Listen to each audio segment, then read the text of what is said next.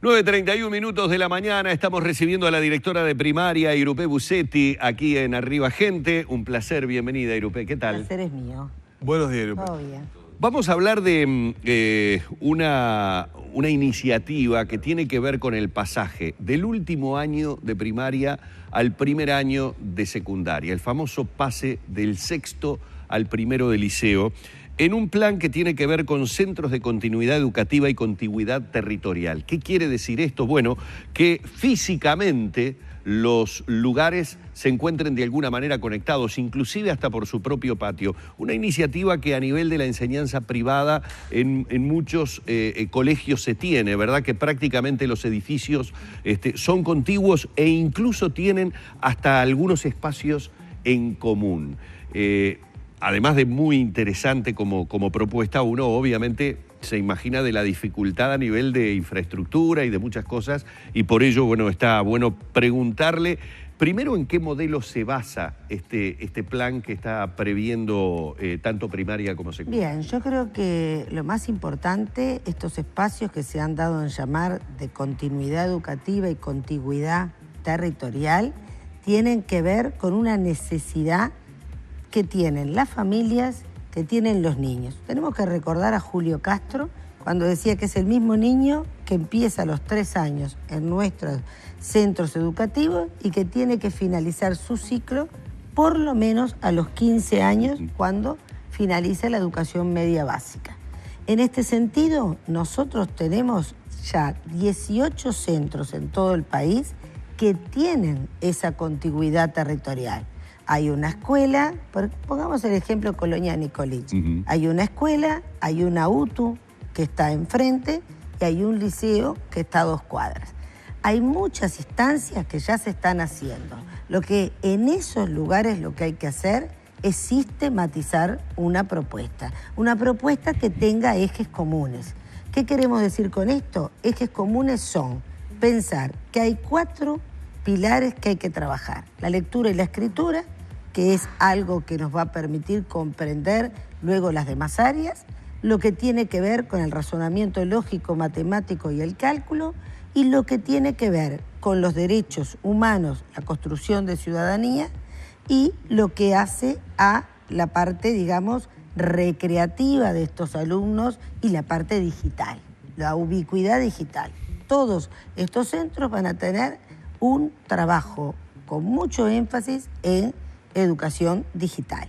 Luego nosotros nos planteamos en un esbozo de borrador, que lo vamos a seguir trabajando ahora en febrero, nos planteamos trabajar con lo que es el artículo 40 de la ley 18.437. El artículo dice que en todos los centros educativos se deberá trabajar con el medio ambiente, las huertas escolares pueden ser un camino, se trabajará con lo que dijimos, la lectura y la escritura, se trabajará con el arte, se trabajará con propuestas lúdico-recreativas. El juego es un formador de moral, uno gana, pierde, el juego nos enseña eso desde la más tierna edad. Y creemos que en este camino nosotros les estamos dando la posibilidad a estos centros que van a estar contiguos de tener esa continuidad educativa. Se busca que haya lugares que sean comunes, pero para educar. Por ejemplo, hoy nosotros tenemos 4.300 alumnos de educación media básica que comen en nuestras escuelas. Ayer se lo planteamos a Codicen, tuvimos una reunión, el consejero Florí, el contador general de primaria, Petrele y todo el Codicen, para explicarles que nosotros vamos a incrementar esos 4.300 alumnos que comen con 500 alumnos que son de estos 7 centros que voy a hablar en Montevideo. Lo que busca es que el comedor no sea comedero. El comedor es el lugar donde se educa a comer, donde se educa y donde se tiene la posibilidad de, evidentemente, no de alimentarse solamente, sino de nutrirse. Claro. Nuestros comedores están observados, dirigidos por nutricionistas. Bueno, este es uno de los lugares. Otro de los lugares tiene que ver con las ciencias y los laboratorios. Todos estos centros contiguos van a tener un laboratorio y tienen un preparador. Nosotros los maestros hacemos un gran esfuerzo, pero no sabemos todo de todo. Por lo tanto, queremos que nuestros alumnos tengan un encare desde los más pequeños a los más grandes en ciencias. Entonces el laboratorio va a ser otro de los lugares. Y luego lo que hace los espacios recreativos. Nosotros estamos convencidos que los alumnos que tienen hermanos en la escuela que está contigua van a respetar las situaciones, digamos, conflictivas. Sí. El vínculo es muy importante, la convivencia es otro de los pilares y lo que nos pidió el señor presidente tiene que ver con la corporeidad, con las adiciones, y sexualidad y adición. Irupé, el objetivo, supongo que serán muchos los objetivos de esto que están proponiendo.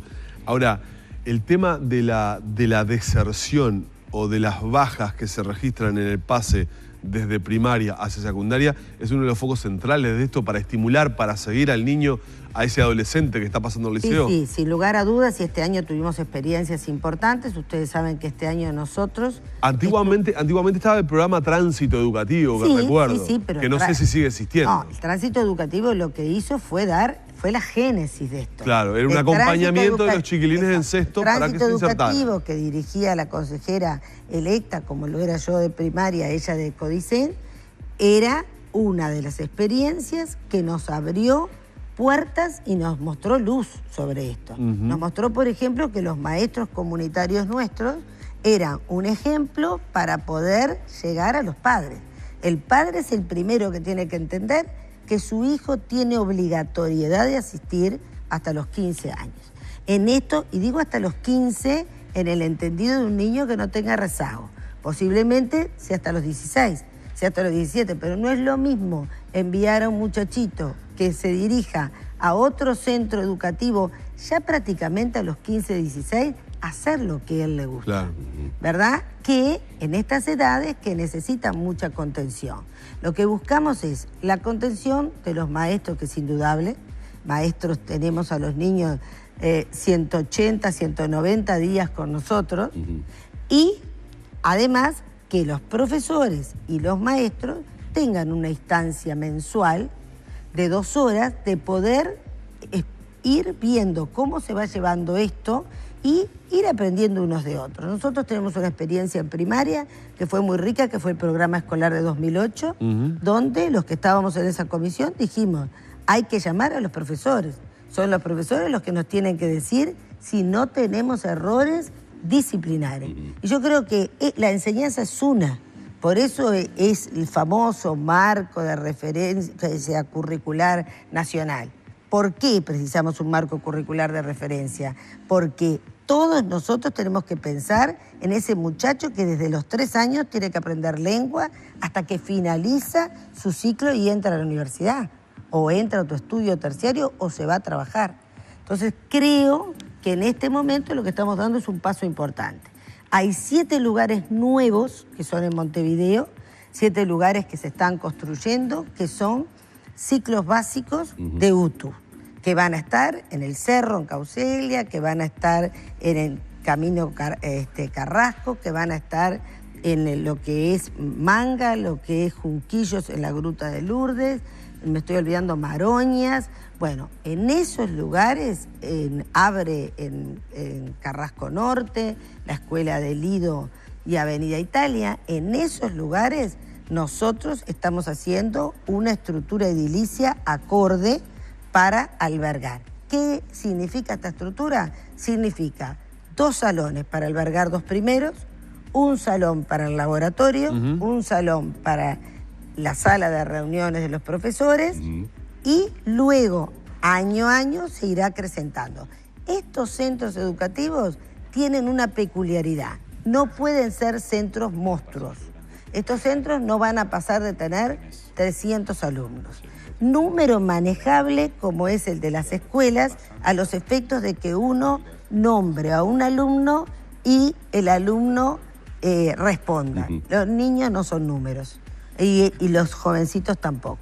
Yo creo que la primera cosa que nosotros tenemos que tener en la cabeza es eso. Cuando uno pasa a ser un número, es el momento que se desidentifica. Aparte de estos 7 lugares, ¿va a haber más? O sea, ¿cuántas instituciones serían las que estarían comenzando con este nuevo plan? Comenzarían 18 en el resto del país y comenzarían 7 y 2 liceos que ya están trabajando juntos y que hay que, digamos, hacer este protocolo que tiene que ver con el Liceo 33 y la Escuela 63 de tiempo completo Camino a Carrasco, que viene haciendo un proyecto muy interesante, lúdico, creativo, con el doctor Dinelo y el profesor Falero de Educación Física. Ese sería el comienzo. ¿Y estaría previsto para cuándo? El comienzo, la escuela empieza el 6 de marzo. Y en el momento que empiece el centro educativo de media, sí, que creo que es el 6 de marzo también, empezamos. Ahí ya se arranca. Empezamos. ¿Y requiere de algún preparativo especial ahora en los meses del verano, en enero, en febrero, de algún, digo, aparte de lo que hablamos de la cuestión edilicia, estoy hablando en este caso de los educandos? Sí, en la parte de edilicia, lo que es bueno destacar que en todos estos centros, tanto los de Montevideo como en los centros del interior, utilizamos el mismo criterio que utilizamos con tiempo extendido y tiempo completo. Son los colectivos docentes, son las comunidades que solicitan esto.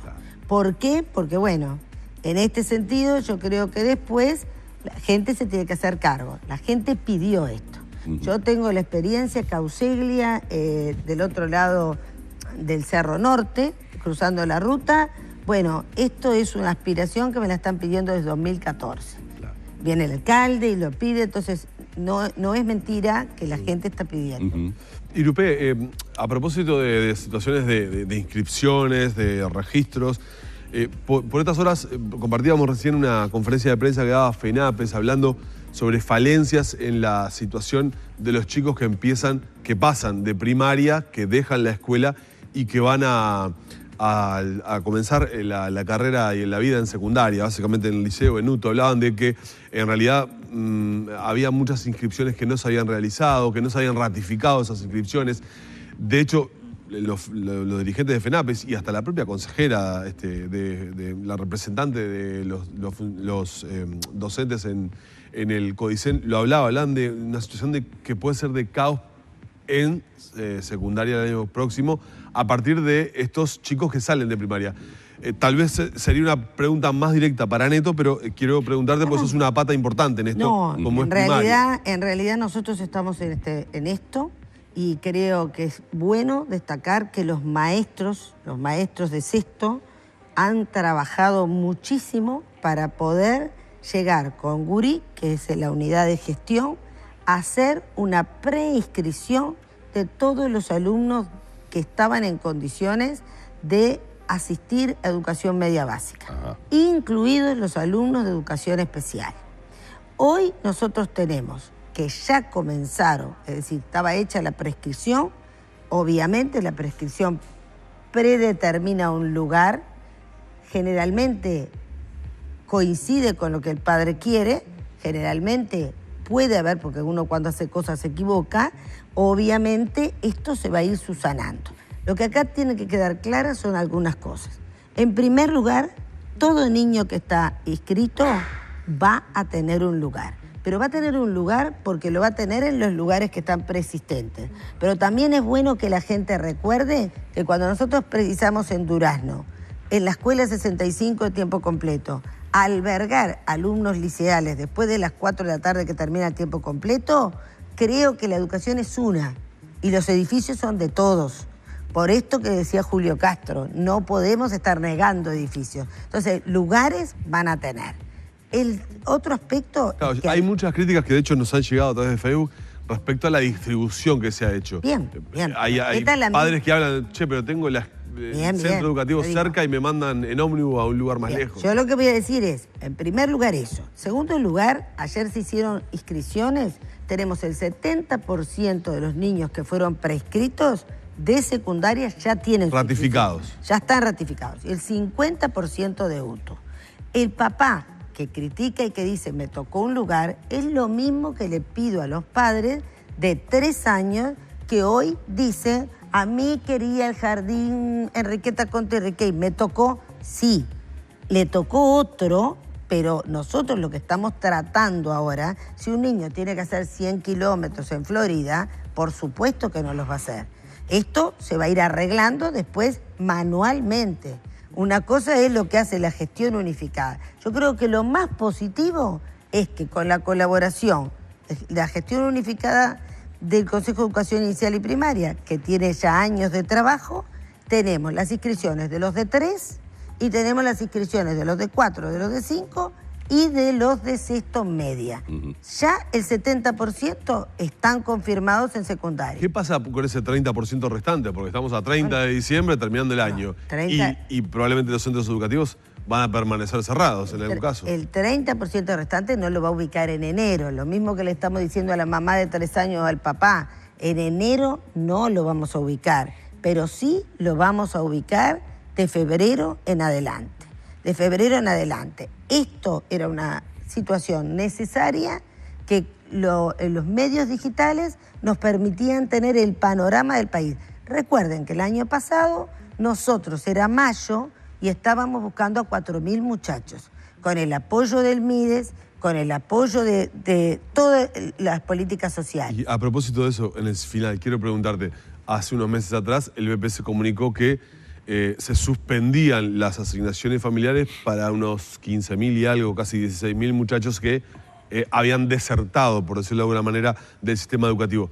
¿Cuántos de esos chicos se lograron reincorporar? ¿Tenés ese dato? Bueno, se han reincorporado de los 4.000 que teníamos, se han recuperado 3.800, lo que significa, yo no me alegro que 1.200 queden fuera, Claro. Porque recuerden que a nosotros nos quedó afuera el cero falta. Sí. O sea que no me alegro que queden fuera, pero se han ido recuperando. Lo que estamos tratando de mejorar y que no quede nadie. ¿Cuándo arranca el año lectivo el año que viene? ¿Ya está la El fecha? año lectivo para la primaria empiezan los maestros el 20 de febrero al 24.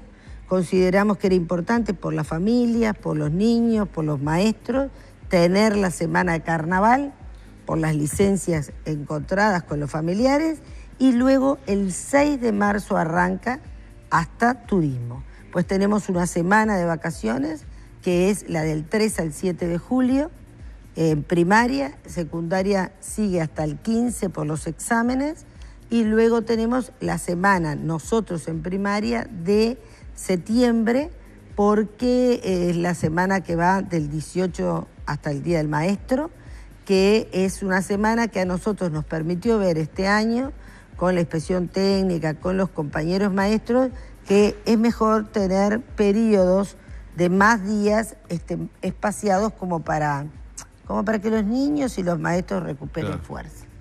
Vamos a agradecerle a Irupé Busetti, la directora de primaria, que una vez más haya estado aquí en la mañana de Arriba Gente, con el deseo de que termine realmente muy bien este 2016 y que el 2017 nos siga encontrando aquí, dando buenas noticias sobre la enseñanza. Igualmente, y felicidades a todos. Muchas felicidades. Gracias, cerramos por aquí este encuentro junto a la directora de primaria.